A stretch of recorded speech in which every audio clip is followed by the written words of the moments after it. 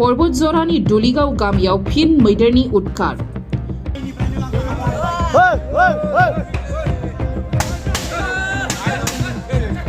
क'क्राझार जिल्ला बतझरा महकुमानि सिङाव थानाय दुलिगाव गामिनि थागिबि मिलन ब्रह्मनि न'खौ थांनाय हरनि 11:30 रिंगासो समाव हाग्रानि मैदेरा थाग्रा न'जों लोगोसे ओंखाम जाग्राखौबो थेर बेथेर सिफायलांजोबनायजों लोगोसे माइ माइरं गासैबो जालांजोबदों आरो लाइ लथरफोरखौ सिफायलांजोबदों। बिथाङा सासे खामला हाजिरा मावनानै न'खर संसार सालायग्रा सुबुं। बिथांजों लोगोसे गावनि अनसुलि बिसि अनजिमा ब्रह्म आरो 2 गथ'फोर दं।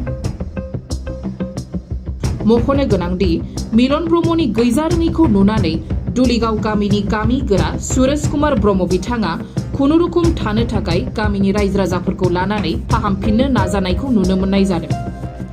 दुखुथिया न'खरखौ हेफाजाब होनो थाखाय खावलायहरदों आरो जुदि सोरबाफोर हेफाजाब होनो गोसोब्ला 9957175691 जानबुं नाम्बाराव थोंजोङै सुलाद लानो हागोन होननानै दुखुथिया न'खरा खौरां बिजोंनि गेजेरजों खावलायहरदों।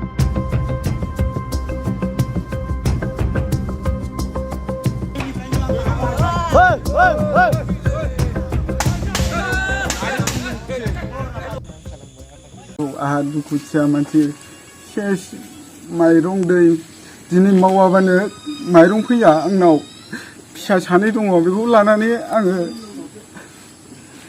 मावनानै खस्थ' सेरसे सेरनै बुथुमनानैसो जायोमोन। बेखौ रायजोफ्रा अनसुंथाइ हरोबा आं गोजोननाय मोनगौमोन। औ होदों आङो। दा नोंहा न'खराव मा मा खहा जालांजोबखो आरो? आंनि न'खराव न' बायलांजोब्बाय, माइरं एसे सेरसे सेरनै बायनानै माबानिखौबो जालांजोब्बाय। आं थानो जायगाबो गैला। दा बे अखानि समावहाय नों दा माबोरै थागोन? औ अखानि समावबो दा रायजो राजाफोरखौ एसे खाथुक खुबाबो थाथुमसै होननानै आङो हांख्रायनानै लेंहरदों। सारा अननानै अनसुंथाइ हरनांगोन गैयै मानसिखौ नुनानै। जेबो उफायानो गैया। माइ माइरं जोङो खाजिरा मुजिरा मावाबानो मोनजाया। बेखौबो जालांजोबोबा दा जों माखौ जानानै थागोन? गरसेबो माइरंआनो गैया दा जानोनो होनबा मारै बिसि फिसाया थांनानै थागोन आंहालाय? 2ल'नो साब्रै जायो जोङो। बेखौ दा हराव संनोनो जानोनो गैया। एसे जा खामायनानै लाबोनाय बेखौ जालांजोब्बाय। न'खराव सोर सोर दं? बिमा बिफा दंना गैया? बिमा बिफा गैया, आं मावरियासो। बेखौनो खस्थ' मस्थ' मावनानै जोङो जायोमोन। बिब'फोर दङ, बिसोरबो हाबा जाहैजोब्बाय। दा जोङो 3 बिसि फिसा दङ, फिसाला 1 फिसाजो 1। बेखौनो खस्थ' मस्थ' मावनानै जायो जों। मैदेरा माबैसेमोन? मैदेरा मासेयैनो गिदिर आरोखि। बे 11:30सोआव फैदों। आंबो गिनायजों मानायजों न' सिफायबा खारग'लांनो हानायखायसो, नङाबा जों सेस जाजोबगौमोन बिसि फिसा गासिबो। रायजो राजाफ्रा नैबे एकाउन्ट होनायाव थाइसे थाइनै अनसुंथाइ हरोबा आं मोजां जागौमोन। गरिब मानसि। आंनि नामा सुरेश कुमार ब्रह्म। आं बे गामिनि सरकारि गावबुरा। आं दा बर्थमान दासिमबो सरकारि गावबुरा हिसाबैनो दङ। बे खामानिखौ आं दा मावगासिनो दं। दा नोंथांमोननि नैबे दुलिगाव गामियाव थांनाय हराव जे हाग्रानि मैदेरा नैबे नोंथांमोननि गामियाव गोबां उदखार खालामनायजों लोगोसे नैबेनि थागिबिनि न'खौहाय जेरै सिफायलांजोबदों, बे बेलायाव मा बुंगोन? बेथ' जाथाया नंगौ।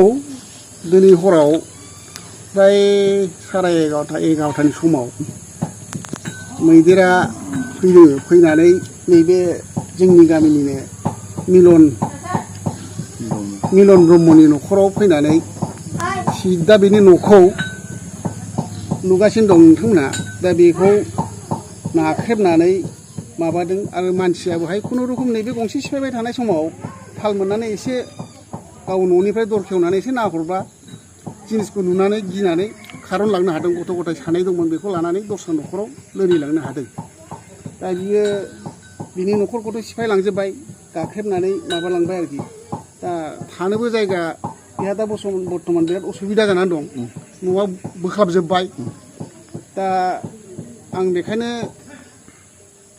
एसे नैबे नोंसिनि बे मिडियानि थ्रुयै बुंनो लुगैयो जे जों हयथ' बहाय नैबे फरेस्टनि माबाखौ जों खबर हरदोंमोन खबर हरबाबो बिसोर फैदोंबाबो बिसोर इसेबां रिसपन्स होआखै आरो दायित्व बिहीन बायदि खामानि मावदों बिसोरो जा बिसोरो गावसोरनि डिउटिखौ मावनांगौमोन बेखौ मावाखै बहाय जोङो दुखु मोनदों एसे आरो आं बेखौनो बुंनो लुबैयो दि मिडियानि थ्रुयै जाहाथे बिनि बिसय बिसोर मानो एक्सन लाया बेबायदियाव मानो दायित्वखौ बुजिया बेखौ एसे तदन्त खालामनानै नायोबा थिग जागौ मानसिफ्रानो फैबाबो गावसोरसो फासयलाबायनानै थायो खुनु बोरै मा खालामनांगौ बेनि खुनु माबा गैया बिसिनाव गावसोर लोंनाय बादि माबानासो थाजोबो मानसिफ्रानो बेखायनो आं एसे बुंनो लुबैयो जाहाथे बे मिडियानि थ्रुयैनो जाहाथे फैगोन दिनफ्राव बेबादि दायित्व बिहीन दाजाथों फरेस्टनि मानसिया जों हयथ' लोगो लोगोनो खबर हरनो मोनखादों बिसोरनो बेखायनो जाहाथे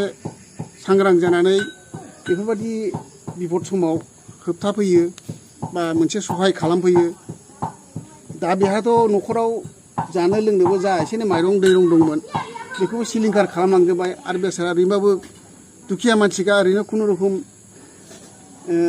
हाजिरा मावनानै बा जा थाइसे थाइनै मोनो बेजोंसो मावनानै बे जायो गथ' सानै दं बेखौ खाङो बिसि दङ दा बेहाथ' दा थानोबो जायगा गैला नै खुनुरुखुम दा बेखौनो जों गामिनिफ्राय जोङो जिखुनु बे थानायनि बेबस्थाखौ खुनुरुखुम बे बेराफोरखौ एसे माबालाबायनानै जों खाथेलाबायनानै होनो सानदों जों गामिनिफ्रायबो जा एसे एनै हायो बेखौ सहाय खालामनानै एसे एनै होनो सानदों आरो आं रायजो राजानावबो अनुरद खालामो जाहाथे नैबे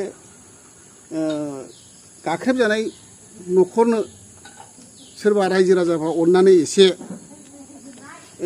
हागौमानि एसे एनै सहायता खालामनाय रां जेनेबा सोरबा 100 200 500 जा हायो बेखौ जाहाथे बयबो मदद खालामलायो आरो आं सरकारनावबो अनुरद खालामो बेनि थाखाय जाहाथे थानायनि बेबस्थाखौ जाहाथे खालामफिनो किसु एसे रां होनानै बा जिखुनु सहायता खालामनानै बिनि थानायनि सुबेबस्थाखौ खालामफिननो हानाय बेखौ आं खालामजानो लुबैयो आरो जों रायजो राजा बेखौनो खावलायो जाहाथे बेहा जाहाथे थानो मोनफिननाय बादि मोनसे माबाखौ खालामनानै जिहेतु जोंना रेभिनिउ भिलेज बियो जोंनाव बहाय खुनु माबा गैया दिनैसिम जाथाया बेबायदि जाफेराखै जोंना बियो दुलिगाव फाद्रि रेभिनिउ भिलेजाव गोलैखायो बहाय जोंना हा हुनि खुनु केलेंकारि गैया बेबायदि माबा गैया जों गोदो गोदायनिफ्रायनो थानानै थाबोजोबनाय बेवहाय आं ओंखायनो दा बेखायनो बुंनानै जाहाथे हागौमानि रायजो राजाया बिनि जानबुं नाम्बाराव एसे एनै बिनि एकाउन्टआव सोनानै जाहाथे एसे एनै सहायता खालामलायो गावजों गाव सानसे बेलासे बेफोरनि जाथाया जाहैदों सानसे बेलासे नोंनि आंनिसो गरनै गावजों गाव जा गरसे गरनै हायै सहायता खालामलायनाया आं बेखौ लुबैयो आरोखि दा जोंबो गामिनिफ्राय जा हायो सेस्था खालामसै जोंनाव गामियाव जा एसे एनै फान्ड दं बेजों जों सानसे बेलासे बिदिनो गावजों गाव नायलायो आरो नायगोनबो जाखिनि हागौ आरो जों गामिनि सेंग्रासा गथ'फोरखौबो जों होनबाय बेखौ एसे बेराफोरखौ माबाना होदो रिपेयार खालामना होदो आरो बेजों लोगोसे जाहाथे सरकाराबो अननानै जोंनि बे फरेस्टनि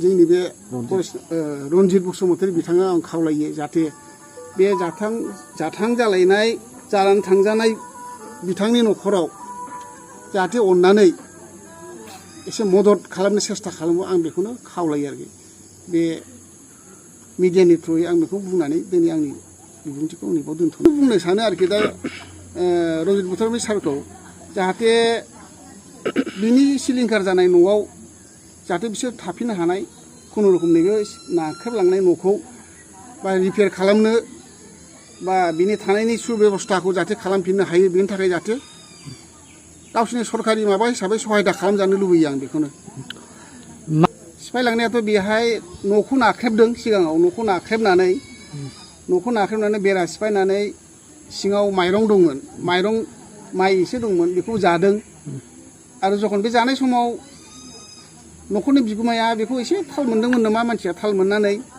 जखन ओंखारनानै नाहरो बाहेराजों तखन बे मैदेरखौ नुदों मैदेरखौ नुना हथ' बम्ब जानानै मानसिया हाखु दाखु बिसि फिसाखौ लानानै खारग'नो हादों आरोखि माबेसेमोन मैदेरा मासेल'मोन बर्थमान मासेल'मोन गिदिर गोगोम गिदिरखामोन हयथ' जों सन्देह खालामो हयथ' बे खोनानो मोन्दों आरोखि बेहा लोगो गावस्रानानै फैदोंमोन आरोखि बेहाय दा बेहायनो बेहाय एसे गावबो रागा जोंखानाय बायदिनो दस्राखौ उदखाट खालामफैदों बे गामिनि माबायाव 30 बोसोरनिफ्रायनो देहायारि जोथोननि बिथिङाव बुहुमनि बयजोंबो फोथायजानाय लोगोसे साबसिन आरो रावजोंबो रुजुजायै गोरोन्थि गैयै फिथाइनि रादाय होग्रा एप'ल' डायग्नोस्टिक्सआ नोंथांमोननि साखाथियाव सौफैबाय।